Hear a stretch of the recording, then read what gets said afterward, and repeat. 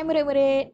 Okey, bertemu lagi kita dalam video PDP kali ini bersama saya, Cikgu Syahza Afrina. Okey, kita akan teruskan dengan pembelajaran kita dengan contoh yang seterusnya, iaitu contoh 6 daripada buku teks. Okey, jadi contoh ini kamu perlu ringkaskan setiap yang berikut. Di mana soalan A dapati 7 kuasa 2 darab 7 kuasa 3. Bagi B, 0.2 kuasa 2 darab 0.2 kuasa 4 darab 0.2 kuasa 5. Okey, seterusnya soalan C, 2K kuasa 2 darab 4K kuasa 3. Soalan D pula, 3M kuasa 4 darab 1/6 M kuasa 5 darab 12M. Okey, jadi kita akan lihat satu persatu contoh mulai dengan soalan A. Bagi soalan A, kita akan ringkaskan 7 kuasa 2 darab 7 kuasa 3. Di mana 7 kuasa 2 kita ingat lagi kita punya daripada video yang pertama, iaitu hukum indeks yang pertama di mana operasi darab asas yang sama, kuasanya kita akan tambah. Jadi di sini 2 tambah 3, iaitu dia punya indeks. Okay, jadi 7 kuasa 5 jawapannya. Apabila 2 tambah 3, jawapannya adalah 5. Okey, seterusnya soalan B.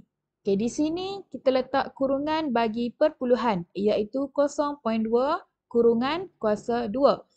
Okey, ingat jangan lupa kurungan. Okey, 0.2 kuasa 2 darab 0.2 kuasa 4 darab dengan 0.2 kuasa 5. Di sini kita lihat semua asasnya sama, iaitu asas 0.2. Okey, jadi apabila asasnya sama, operasi darab, kita boleh tambah dia punya kuasa. Di mana 2 tambah 4 dan tambah 5. Jadi, asas 0.2, kuasanya kita tambah, jawapannya adalah kuasa 11. 0.2 kuasa 11. Okey, bagi soalan seterusnya, soalan C. Okay, soalan ini kita mempunyai perkali di hadapan, iaitu 2K kuasa 2 darab 4K kuasa 3.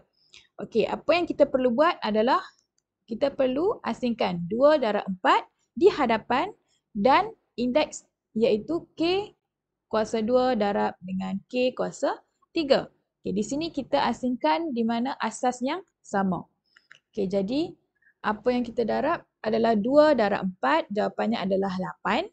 K kuasa 2 tambah 3. Di mana asas yang sama, operasi darab kuasanya kita tambah. Okey, jadi 8K kuasa 5. Okey, ini adalah untuk jawapan soalan C. Okey, soalan yang seterusnya iaitu soalan D. Di mana kita dapati 3M kuasa 4 darab 1/6 M kuasa 5 darab 12M. Okey, kita ubahkan perkalinya, kita kumpulkan di hadapan. Okey, sebelum itu, jangan lupa di mana A sama dengan A kuasa 1. Kamu lihat di hujung 12M. M itu mempunyai kuasa 1. Jadi, kamu boleh asingkan perkali di hadapan 3 darab 1/6 darab 12 dan M kuasa 4 darab M kuasa 5 dan darab M kuasa 1. Apabila asas sama, operasi darab kuasa juga kita boleh tambah. Okey, jawapan bagi perkali di hadapan adalah 6. Manakala M kuasa 4 tambah 5 tambah 1. Jadi bagi jawapan akhir adalah 6M kuasa 10.